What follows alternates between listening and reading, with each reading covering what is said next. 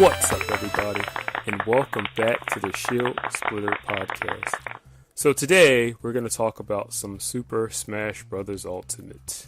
I've been wanting to discuss this game for quite a while, but there wasn't enough information out, and I wanted to kinda stay away from speculation. Though I might do some speculating here and there, I wanted to stay away from as much of it as I possibly could. Until recently, it's been a little difficult to get into the headspace of the developers, especially what it is that Sakurai is thinking. But now that I've seen the release of more characters and stages and possible modes, I think I understand where him and the development team might be going. Now at this point, I can't be sure about who will be revealed next or what possible characters might be on the roster, because I'd really have to think about it. But I am starting to see a pattern, and once I expose what that pattern is, it might help with others who are already doing it, who might get to it before I do. When it comes to me, I don't really have a rich history when it comes to Nintendo and their games, because I've never owned an NES before. If any time I was playing one, it was over a friend or relative's house. I never owned an NES myself. That being the case, I don't really have an intimate connection with Nintendo as a company as some others do, who might be much better at guessing who the next characters are, much better than I would. On the other hand, when it comes to third-party characters, I might do just as well as them, if not better. Now, it's my belief that characters released for Brawl have a lot more symbolism behind why it is that they exist than any other Smash game. So before that, you would have the original Smash Brothers and then Melee. And I believe that Brawl is the third game. I've played both the original Smash Brothers and I've also played Melee, but I never owned them. The only Smash Brothers game that I've ever owned was Brawl, so I can speak pretty extensively on what that game meant more than I can Melee or the original Smash game. Now I bring all of this up to give clarity to what it is that I want to discuss today, and that's what characters mean to the game who are being added in the new installment, Smash Ultimate. So ignoring the original Smash game and Melee, I'm just going to jump right to Brawl and bring up characters such as DDD and Meta Knight, and then Snake. Now DDD and Meta Knight, I believe, represent the Subspace Emissary, because in my opinion, the Subspace Emissary was basically a direct design taken from Kirby Superstars. So it's my belief that King Dedede and Meta Knight were direct representations of where they wanted to take the story mode. Now jumping forward, Snake on the other hand is a representation of what it is that we see with Super Smash Bros. For Wii U, whereas he's a representation of making the impossible possible. So without Snake, characters like Cloud, Bayonetta, and others wouldn't really exist for Smash 4 or Smash for Wii U. Now I think it's pretty safe to assume that Sakurai and the development team for Smash Bros. Have been wanting to create the perfect game for a very long time, but when it comes to creating anything, 9 times out of 10, the creators don't make exactly what it is that they want to make. Meeting deadlines, certain responsibilities, and ultimately deciding when something is done or finished is something all creators have to go through, really. There's also a certain amount of respect or a reputation that a creator has to build for themselves to allow them to have more access to other things. So Sakurai might not have to go through as much red tape as he does with Ultimate as he might have had with previous titles. So if we jump to Super Smash Bros. Ultimate, characters like Simon Belmont, King K. Rool, Inkling, and any of the others that they plan to add or reveal in the future, I understand the meaning of those characters a little bit better. Now I'll go into much deeper detail in a minute, but I want to give a few examples of what it is that I mean.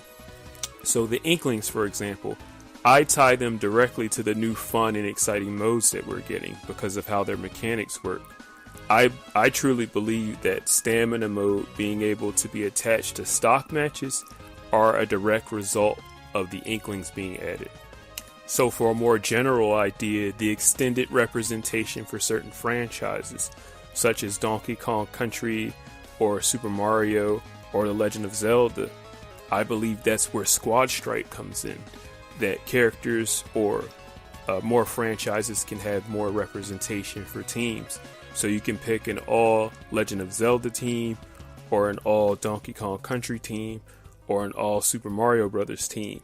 And they'll, in most cases, have enough representatives where you can make a squad of 3 or 5 characters.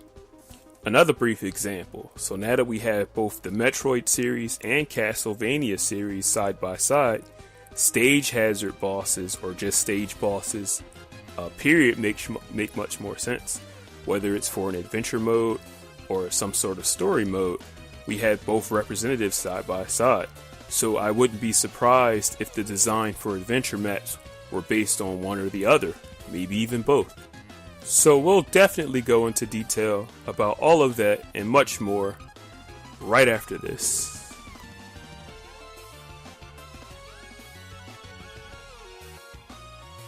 Listen up, please!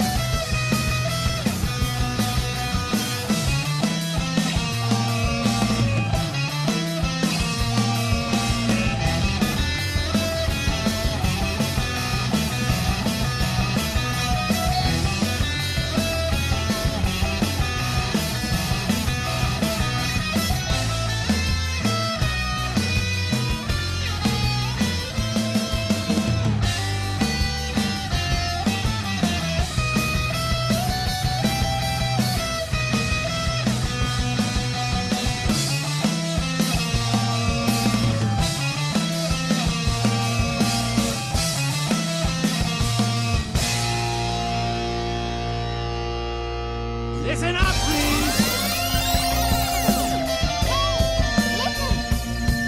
Welcome back to the Shield Splitter Podcast.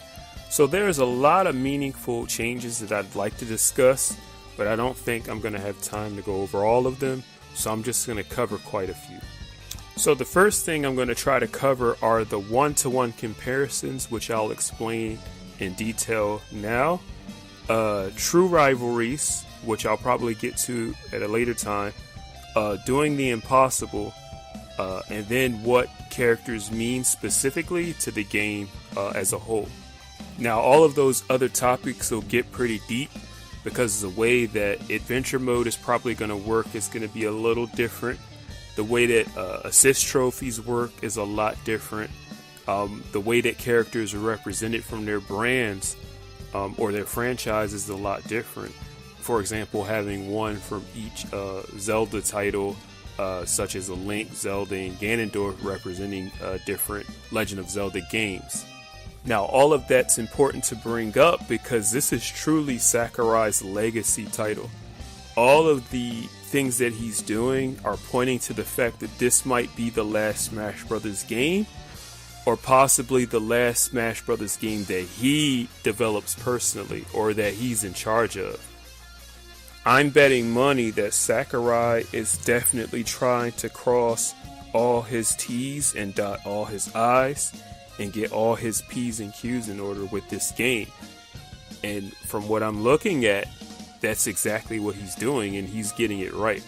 Now, since there's not a lot of time to do it, let's go over the one-to-one comparisons that I was talking about, and I'll explain that in detail. So one-to-one, side by side, you have Super Mario, you have Sonic, you have Samus, you have Simon, which would be Metroid and Castlevania. You have Pac-Man, You have Game & Watch, your retros. You have Link from the Legend of Zelda series. Then you have Marth, Ike, Roy, etc. from the Fire Emblem series, your two popular RPGs. Then finally you have Kirby, and then you have Mega Man. You see where I'm going with this? Kirby and Mega Man, side by side. Now really quickly, some honorable mentions are Duck Hunt versus Wii Fit Trainer, which are your gimmicks or your equipment or your one-offs. You have Pokemon, and then you have Animal Crossing, which are like your popular collector games, right? So I don't want to insult anyone's intelligence here, but also don't want to leave anybody behind if I went over your head with what I just explained. Well, I didn't really explain it, but I kind of just gave a loose list. But let me explain it in a little bit more detail so anyone listening can understand what I'm saying. So let's cover Sonic and Mario really quickly. They're system rivals, right? Or what you would call brand rivals, who are both platformers and who are the star of those platformers. The two rival systems at the time, which were Nintendo and Sega. Now, several things are happening here. The impossible is actually possible. Those two characters should never be in the same game together, but they actually are. And it makes sense because it's more of a celebration of just video games in general, and it's not really so much focused on representing one brand or another anymore. Now it is a Nintendo exclusive, but it's more like guests are welcome. It's sort of like if Nintendo was having a dinner party and they said, anyone who has a reputation or has made some sort of impact on gaming or some kind of classic, you're all invited, right?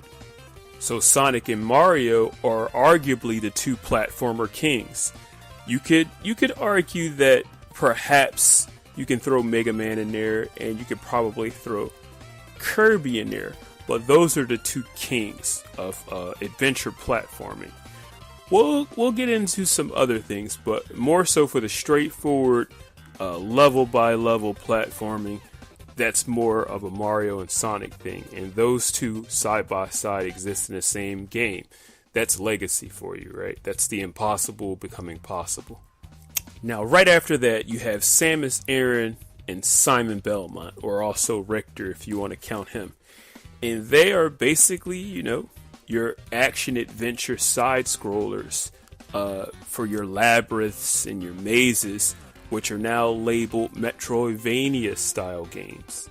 Now, I don't want to dwell on this one too much, and I'm hoping it's self-explanatory, but those two are side-by-side right now.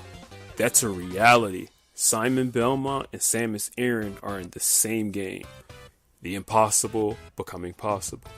Next up, we have Pac-Man and Mr. Game & Watch, your games that are strictly based on points. They can go on forever and ever and ever as long as you don't die. They're your simplistic score-based video games, and those two are the kings of it. Then you have your RPG representation. Legend of Zelda next to Fire Emblem. Both vividly represented and very well. Then you have your other arguable platformer kings, Kirby and Mega Man, who are both based on stealing their enemies' powers to advance through the level. They're being represented side by side. This list can probably go on in more minor details, but I bring this up because I think that gives us a great idea of who the new characters just might be. Anyhow, I've gone on for much too long. We'll cover more exciting things in the next episode. But thank you so much for listening, and I will see you next time. Later.